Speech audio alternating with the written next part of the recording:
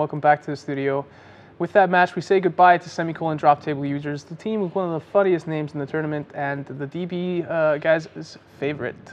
Rip in pieces, little Bobby tables. We've got some database administrators that are like crying at home in a fetal position now. Very disappointed that their favorite team is dropped out. If we're having DB issues for the rest of the tournament, then you know who's responsible. We might just have to stop sanitizing all our databases.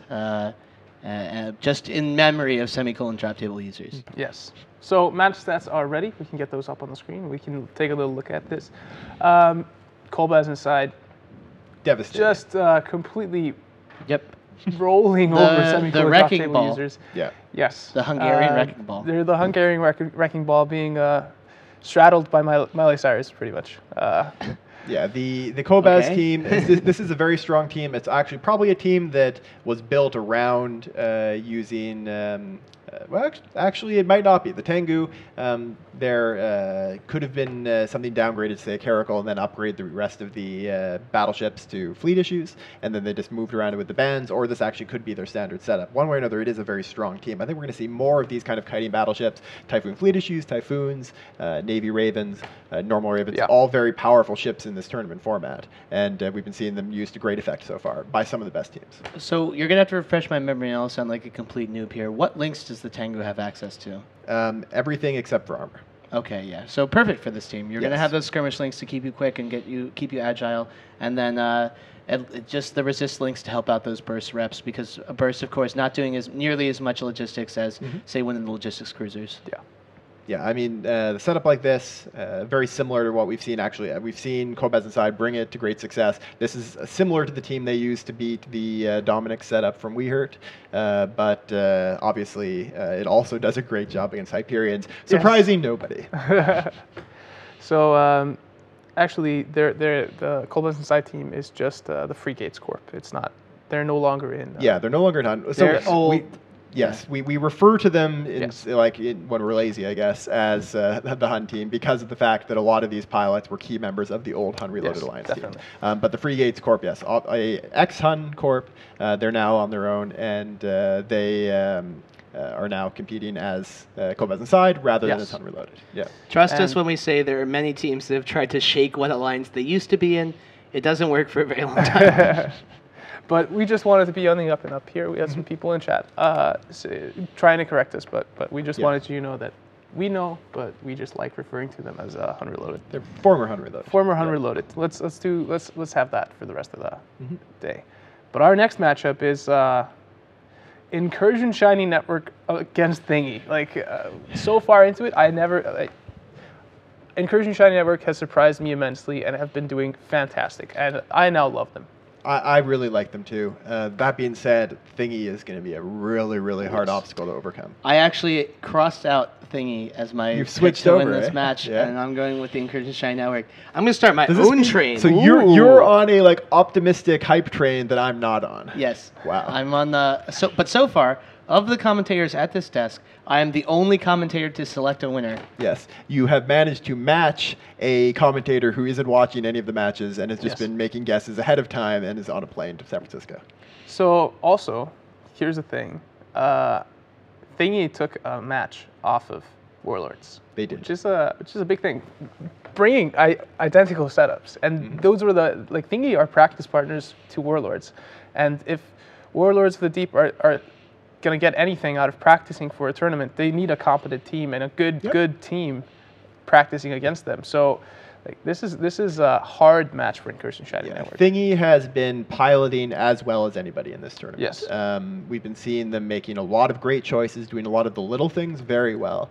Their setups haven't been kind of surprising outside the box as much. They've tended to be using setups that we've seen before in the tournament, but they're just executing on them so well. And they're going to be a really hard team to get any mistakes out of. I think ISN's going to have a really, really hard time with them. Thingy is one of the strongest, and also probably a bit surprising to some teams. Like we talked a bit about how teams like ISN and teams like the WeHurt guys were unexpected and surprising. Thingy, a lot of us expected them to do pretty well. Turn Left is a very well-respected PvP corp.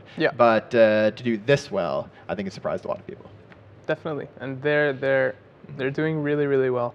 And it's going to be an interesting match to see what they bring in here. I'll see if we have the bands here. I'm pretty sure we do.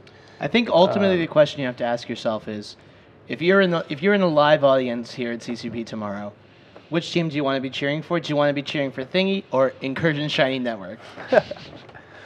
So that is a good question. Very good question. To refresh the memory of the people that might not have tuned in earlier, you now have 9 minutes to send us your entry into the How I Watched the NEO2 competition. Tweet us a picture of your viewing setup of the second New Eden Open at the hashtag NEO2 on Twitter. Do we allow Photoshop?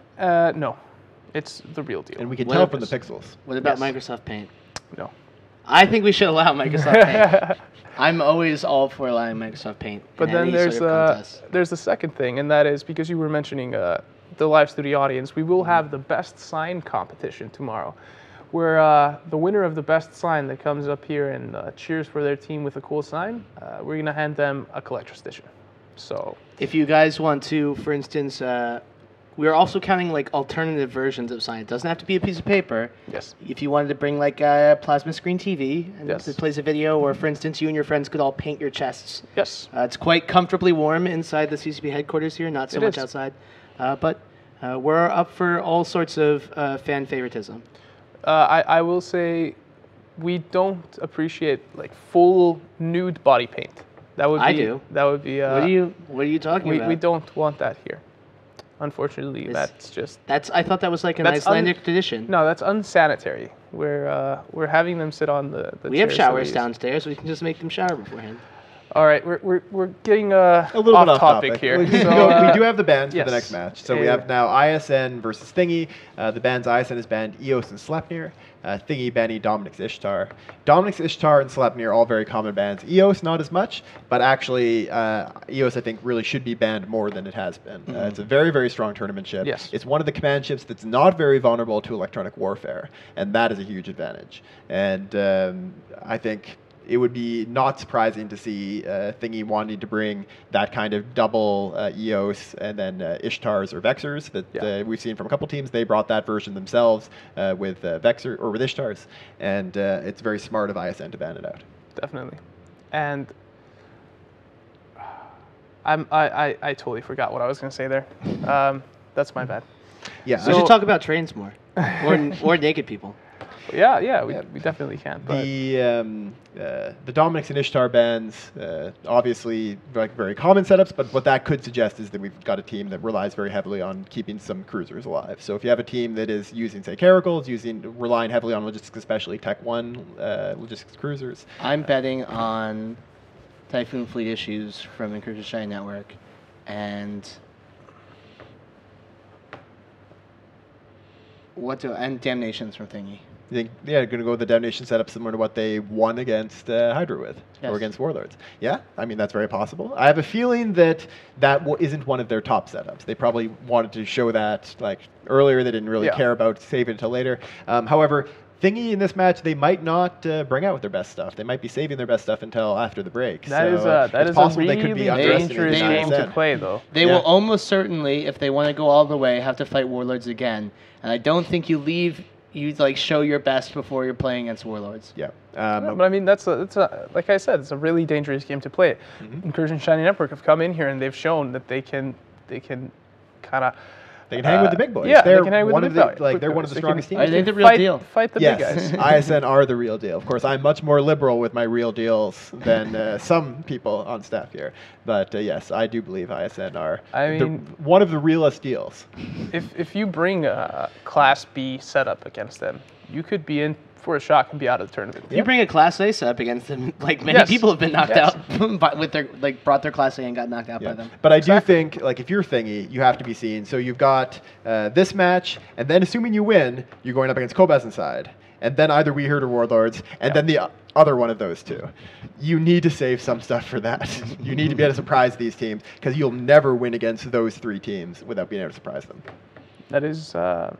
That's an excellent point. You might win against maybe. I mean, maybe they have a setup that isn't that they've just not found a counter to yet, and they're like, wow, this setup is just uncounterable. Yeah, And They're doing the old Kolbaz. There's also a lot of thought that sometimes goes behind these setup choices. You'll see things like what happened in the last Alliance tournament, where the Pandemic Legion team brought out a setup that they knew would then dominate the thoughts of the other teams, but that they knew the counter of. And so they brought it out. They actually lost the series with it, but it was a setup that was so surprising that everyone focused on it, and then that ended up winning them the tournament. So we could actually see Thingy, if they're playing the long game here, the 2-day long game, that they bring out a setup that they're actually hoping will drive other people off course. Yeah. Well, I feel like the masters of the mind games, Kolbaz and Syed would do that. I think that Kolbaz is definitely looking to bait the other team, and since they are the masters, what does that make them? Does that make them? Yeah. That's a terrible joke. And you should be ashamed. You should really be ashamed. Why couldn't you? I'm trying to lead him into it. English isn't his first language. It would have been easy. Yeah. So this is our last match. I get you. This is our last match before the break. We'll be having this match, then taking a short break, and then jumping into We Heard Warlord series. That is going to be a really amazing series. We Heard, obviously, the hype train, the team that surprised so many people and done amazingly well. They have a lot of momentum. And coming up against the team that is probably the number one favorite coming into this tournament. Yeah. The odds-on favorite. And to be honest, Warlords of the Deep are the most consistent tournament team in EME Online. At least in the past couple of years, yes. Yeah. There's other teams that have been around longer, and therefore kind of for instance, the Warlords are the second winningest team in history. But yes, in the past couple of years, they've been the most consistent. Yeah, I'm like, no, you kind of made like a disagreeing noise there, but I was saying, like, in general, they perform really consistently. They pretty much always make it deep in tournaments and perform really consistently. So the match is actually ready. I can't wait for this one. So let's just jump to it. Predictions, CCP Fozzie. I think Thingy's going to take this. I'm going with my last-minute change to Incursion Shiny Network. Wow, I'm not sure if I should be starting to agree with CCP Dolan here, since he's the only one that has gotten anything correct here today. I'm going to go with Thingy on this one.